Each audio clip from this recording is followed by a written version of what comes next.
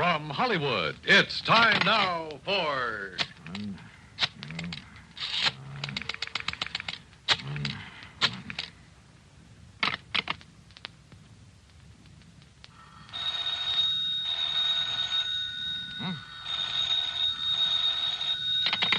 Johnny Dollar. Betty Lewis. Hey, it worked. Sure it does.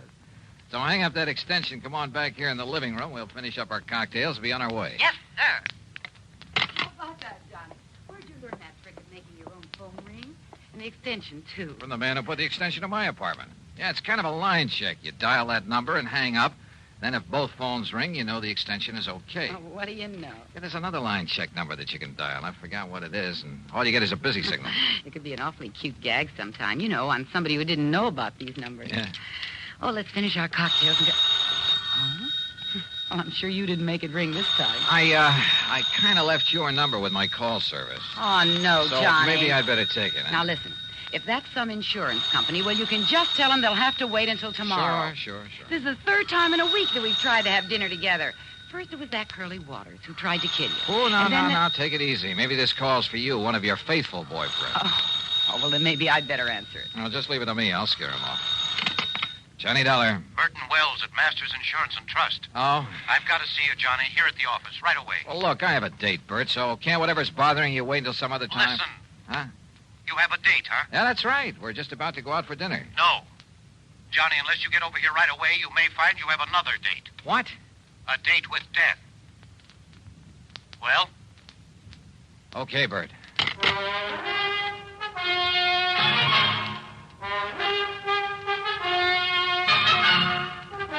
Bob Bailey in the exciting adventures of the man with the action-packed expense account.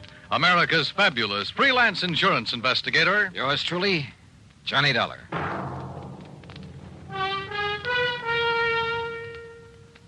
And now, Act One of yours truly, Johnny Dollar.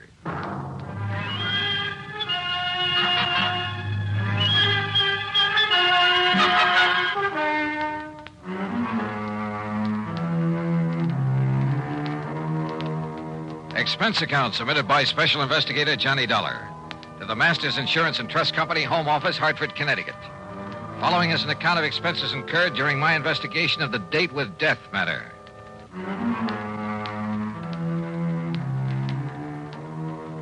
I told my date, Betty Lewis, to stay there in her apartment until I called her. Then I spent item one, $1.20 for a cab to Masters Insurance and Trust. Bert Wells was all alone in his office. Come in, Johnny. Sit down. Yeah, sure, Bert. Now, what's all the excitement? Curly Waters. Oh, I kind of had a hunch that was it. Lieutenant Howard Daly's on his way over from police headquarters. What's happened? 2 years ago, you had Curly sent up to the pen. Yeah, that's right, for the Maley's department store job he pulled. Then, just a few days ago... He swore that he'd get you for that he'd kill you, didn't he? So what happened? When he escaped and came here to Hartford a few days ago... I know all about that from reading your report. Thanks to some quick thinking on your part, the police nabbed him instead, plus the loot from the department store robbery. You know who deserves the real credit for that? The girl I had a date with tonight, until you spoil things with your phone call. Johnny, as you know, either you or the police wounded Curly Waters, which is why he was taken to the hospital and placed under guard instead of being locked up. So? Well, Mr. Wells, I see you managed to locate him. Yes, Lieutenant. You okay, Dollar? Any reason why I shouldn't be, Howie? Has Mr. Wells told you what's happened? No, but I think I can guess. Curly Waters escaped from the hospital. Yes. I had 3 good men there watching over him, but he managed to get by them. How? With help. One of his old cronies. Gimpy Taylor? Yes. Gimpy created a disturbance out in the hall, and when they went after him, Curly crashed out through the window. When they went back in after him, Gimpy took it on the lam. 3 good men, did you say? Well, the odds were all with Curly and Gimpy. When the boys went out in the hall after Gimpy again, it was full of interns and nurses and stretchers with patients on them. If they'd fired a shot, they might have killed somebody. Well, what goes? Do you want me to go out and look for him? No, sir. Don't you see, Johnny, the reason I called you is because of the threat against your life. Of course. And, Johnny, I'm going to provide you with a bodyguard 24 hours a day until Curly is picked up. No, wait a minute. Listen, Howie. You listen. He almost got to you just a few days ago. Don't you forget that. And one way or another. The lieutenant's right, Johnny. You said yourself that if it wasn't for your girlfriend, this Betty Lewis... Uh-oh. Bert, let me use your... Here.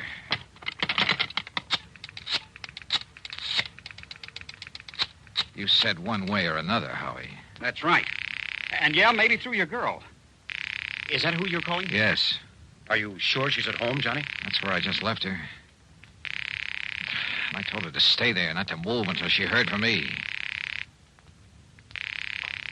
Johnny. Oh, if Curly Waters ever... Come on, Betty. Pick it up. Pick it up.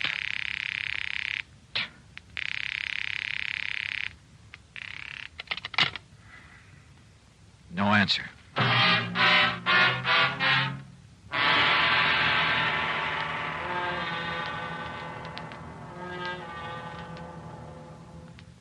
Act two of yours truly, Johnny Dollar, in a moment. And now for another episode in the life of Sergeant Donald Bellwether, my husband.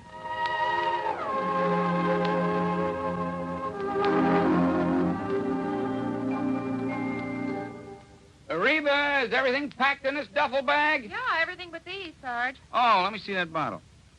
Reba, what in the world would a bunch of guys on a fishing trip want with these indigestion pills? Well, now, you just take them along, Don. Remember, you boys will be doing your own cooking for 3 whole days. Yeah. Maybe you're right. Oh, boy, I can hardly wait to pop some of those freshly caught fish into the pan. There, now. Everything's all packed. Yeah, well, we better get going. The fellas will be waiting. Well, I'll walk you to the car. Okay. I'll carry this bag. The rest of the gear's already packed. Here, I'll open the door for you. Oh, thanks, honey. Now, I'll just put this bag in the back seat.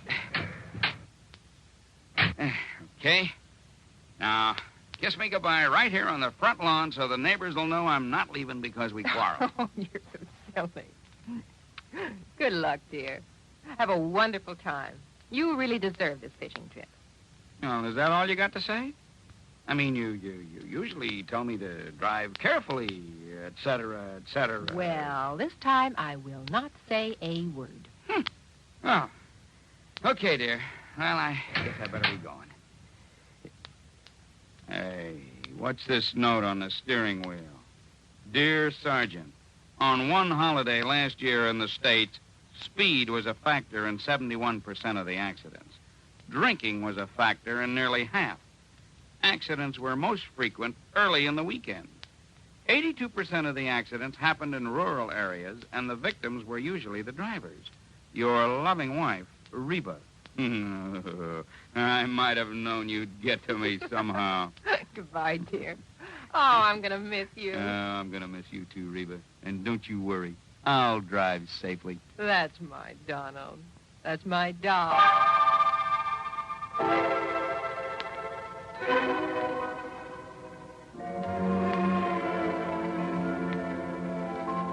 And now, Act two of yours truly, Johnny Dollar, and the date with death matter.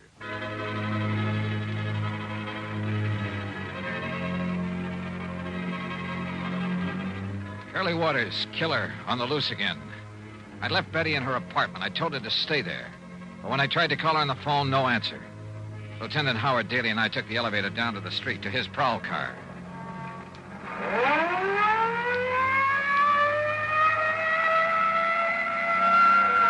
Next turn left, Howie. Take the next left. No. We'll make it the one after that. But it's one way, the wrong way. Yeah, but it'll give us a shortcut. After a couple of blocks. Hang on, Johnny. Hold. Now, it's the third building in the block.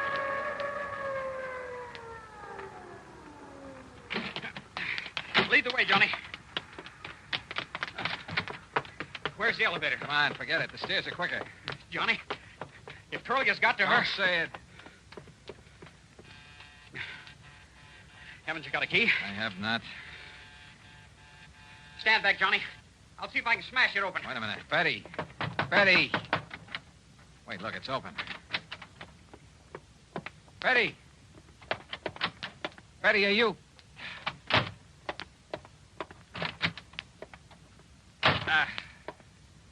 I'm afraid she's gone, Johnny.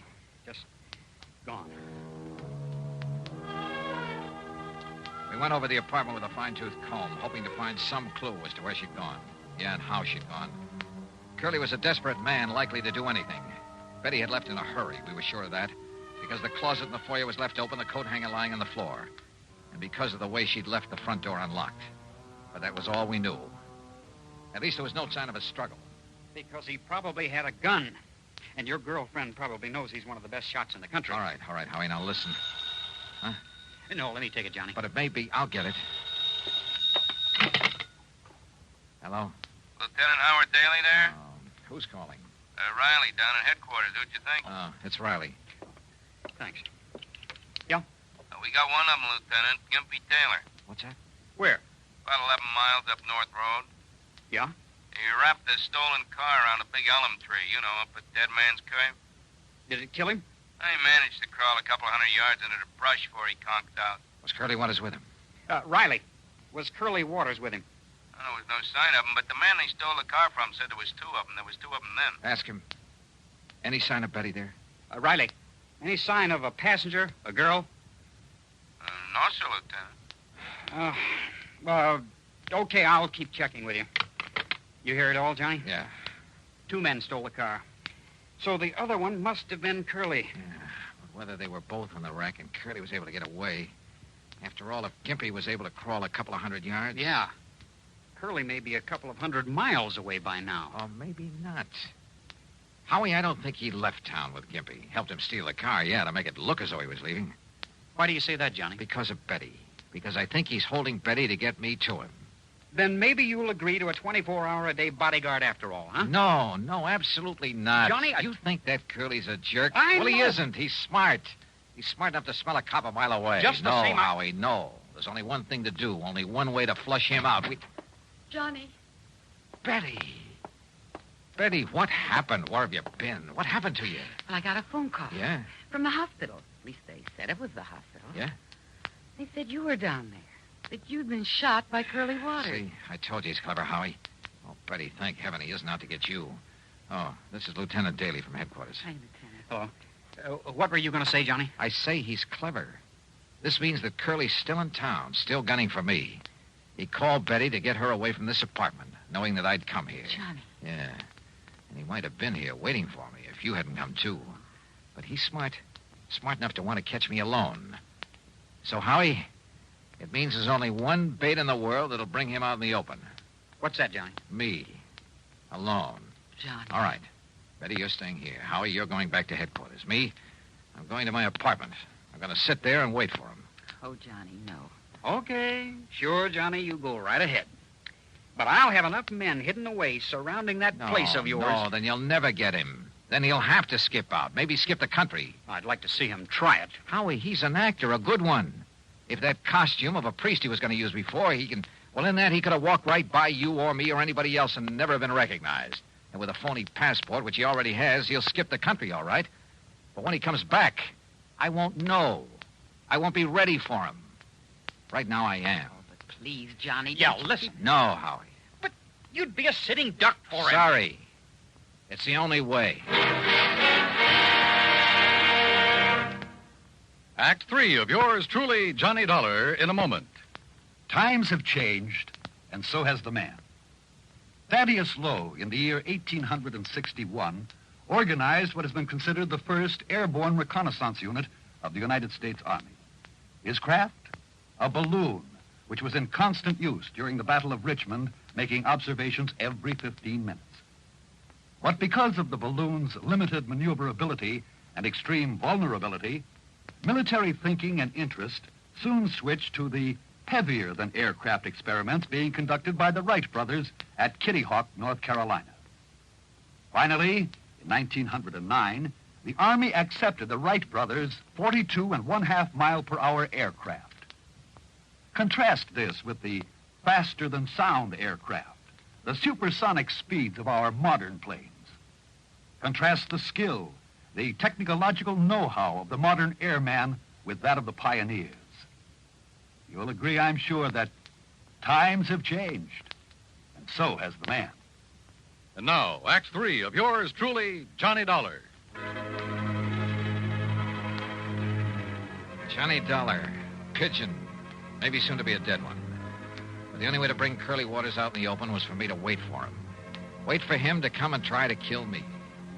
So after making Betty promise to stay in her apartment and Lieutenant Daly to go back to headquarters, I went over to my own apartment. And I waited. Believe me, I felt anything but brave. But I'd rather take my chances on having it out with him now than spend the rest of my life knowing he was still alive, somewhere, still gunning for me. That sooner or later he'd catch me off guard. 11 p.m., 12, 12:30. Huh? My impulse was to raise my gun and pull off a couple of shots right through that door. Yeah? Who is it? It's Howie. Open up. Oh, Howie, what the devil are you doing here? Just checking up, Johnny. Checking up.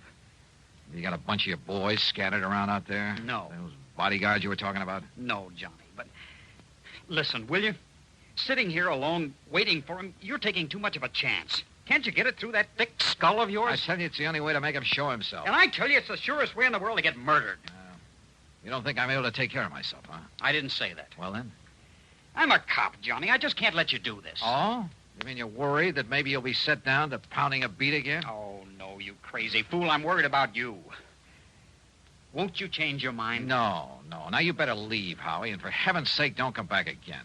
But unless I do, how can I tell? How will I know? Oh, you'll know. If he does come, and I'm sure he will, if you don't scare him off.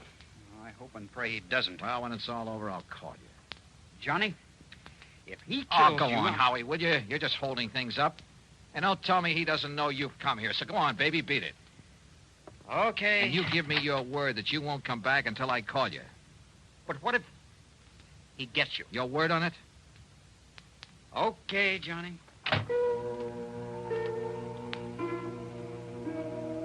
I went back into my little kitchen and brewed a pot of coffee, a big one. Fatigue was a possibility I hadn't thought of until right now. But maybe Curly Waters had. Yeah, he probably thought of a lot of things, a lot of tricks. Because at least one thing was sure, after what happened a few days ago, he knew that somehow he'd have to get me off guard. I hoped and prayed that Howie would keep his word, would keep his men away from the whole area. That he himself would stay away, not even call until this whole thing had come to a head. Then I heard it. It was at the back door of my apartment, the kitchen door that led to a fire escape. Fortunately, I'd turned the light off in the kitchen. I could sneak in without being seen. Johnny. Oh, Johnny. Betty, get in here quick. Oh, why did you come here? Oh, Johnny, I've been crazy with worry. Didn't the lieutenant have brains enough to put some men around your place to keep an eye on you? I threw an old tin can out the window, and when they went to investigate, I sneaked out the back way through the alley. Betty, you're insane to have come here. Don't you see if Curly comes and there's a lot of shooting? You think I could just sit there knowing what might happen here any minute? Knowing that if Curly got lucky or, Oh, or something... honey, I don't know what to tell you. And I can't send you back without a police guide. And if the police come around, it'll only keep Curly away. I've just been sitting here hoping that Howie will have sense enough not to come back again. Again? Oh, yeah, he got worried about me, too. And... Wait a minute. Johnny, it's Curly. Oh, Johnny. Yeah, maybe it is. All right. Go on into the bedroom here. Go on, Betty. Johnny. Now, stay there. No matter what happens, stay there. You understand? Stay there. Please, dear. Yeah, who is it? Howie, open up. Oh. I told you, Howie, you idiot. You would... Just don't try to raise that gun, Dollar. Curly. Drop it. Drop it, Dollar. Now, over there. Sit in that chair. Yeah, I guessed right. You sent the cops away so I'd come after you, but I had to be sure.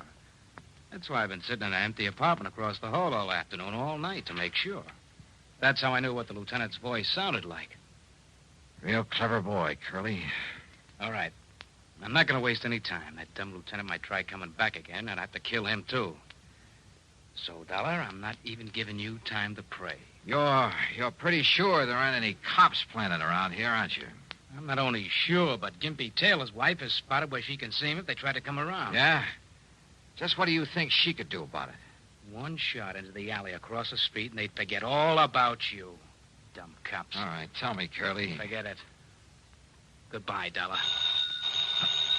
Oh, don't answer. Not a word, Dollar. Not a word. Curly. Just hang it up slowly. Curly, listen. What? Who is that? Or should I? Curly, listen to me. Hand me that phone. And don't move. Move with that gun on me here. Curly, Yeah? Who is it? Myrtle, Gimpy's wife. Myrtle. Now listen, Dollar isn't alone. He what? In the bedroom, waiting for you. Listen, is the door to that bedroom open? No, it isn't. What goes, Curly? Quiet. Now listen to me.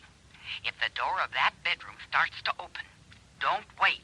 Start shooting. Hey, Dollar, hold this phone. Keep the line open. And don't move out of that chair. Mind telling me why? Quiet. Quiet.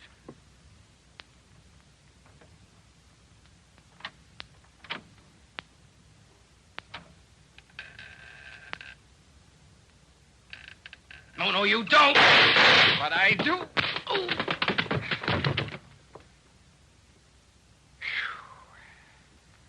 Okay, Betty. And thank heaven you remember the number to dial and make those phones ring. And how about the way I disguised my voice for him? Do you realize what a chance you were taking if he hadn't turned to fire when you kicked open that door? If I'd missed him when I threw that phone at him? It worked. That's all that counts. And look, one of his bullets nicked you right here on the arm. Nick me. Oh, blood. Oh, hold me, Johnny. Oh, sure. Sure.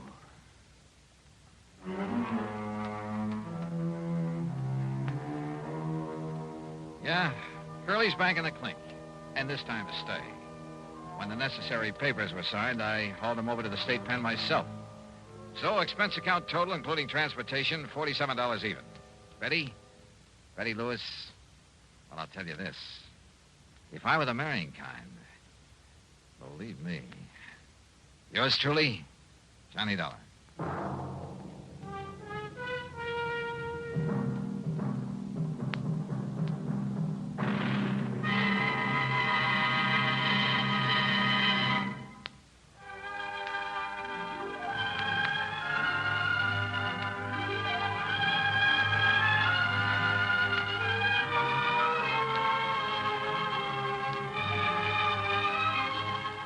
Yours truly, Johnny Dollar, starring Bob Bailey, originates in Hollywood and is written, produced, and directed by Jack Johnstone. Heard in our cast were Lucille Meredith, James McCallion, Russ Thorson, Sam Edwards, and Herb Bygren. Be sure to join us next week, same time and station, for another exciting story of yours truly, Johnny Dollar. This is Dan Cubberly speaking.